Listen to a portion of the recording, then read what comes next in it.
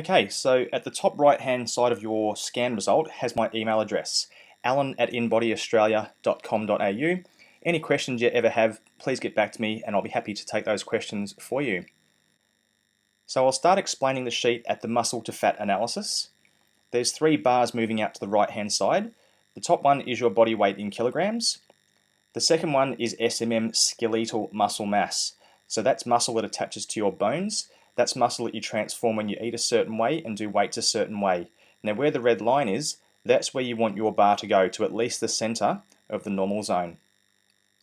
Over to the right hand side, if you don't have enough muscle mass, you'll get told to add muscle mass in the muscle control section. The body fat mass ideally should stop somewhere in the normal zone as well. And over to the right hand side once again, there'll be a fat control telling you either to lose fat or gain fat if required. So moving on the sheet, we have your BMI, body mass index, which simply tells you how heavy you are relative to your height. The next line down is your body fat percentage. So males will say 10 to 20% in the normal zone. Females will say 18 to 28%. If you follow your weight control from the top right hand side of the sheet, you'll end up roughly in the center of your body fat percentage zone. Then moving on, we have your segmental lean analysis. So this is where your muscle mass is distributed. Your arms, trunk, legs. So the arm means the wrist to the shoulder, the entire length of the arm. Leg means hip to ankle, so the entire length of the leg.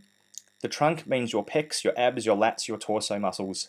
Now if you just look at the right arm, there's two bars moving out to the right hand side. The top small number is how many kilograms of muscle mass you have in that arm. The second line, second number, is a percentage.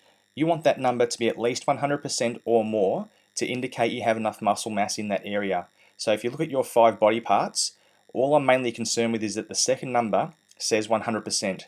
Any areas not 100% are areas you need to work on to increase muscle mass. Over to the right hand side you have a body balance section. So if your arms are the same, you'll get a tick in the box for being balanced. If your legs are the same or similar, you get a tick in the box for being balanced, unlike this person on the sheet here. And if you're making a straight line upper to lower, pretty much up and down, you'll get a tick in the box for being balanced upper to lower. Beneath that section is your segmental fat analysis, which tells you where your body fat is distributed. So again, same 5 body segments, arms, trunk, legs. Now out of the trunk value is the visceral fat. So middle, bottom right of the page has your visceral fat level. That's toxic fat deep inside your body around your organs. You want that level to be 1 to 10 ideally. If you're above 10, you need to do some work to get that visceral fat level down to reduce your risk of type 2 diabetes, heart disease, high blood pressure, high cholesterol as you get older. We have some segmental circumference measurements just above that. So when you stood on the machine, it took some segmental circumference measurements of your body parts. They will be pretty close to a tape measure reading, within about 1 to 2 centimeters, but just let the machine remeasure you in the same spot each time and compare a tape measure reading to a tape measure reading. Bottom right of the page has bone mineral content. This is a big one for the females. To reduce your risk of osteoporosis and any other bone related conditions, you want that number as high as possible. So to the right is a bracketed value. You want your number to be within the brackets or above, so the higher the better. Bottom left hand side of the page has your body composition history. So when you come back for a rescan, it'll start to plot your progress.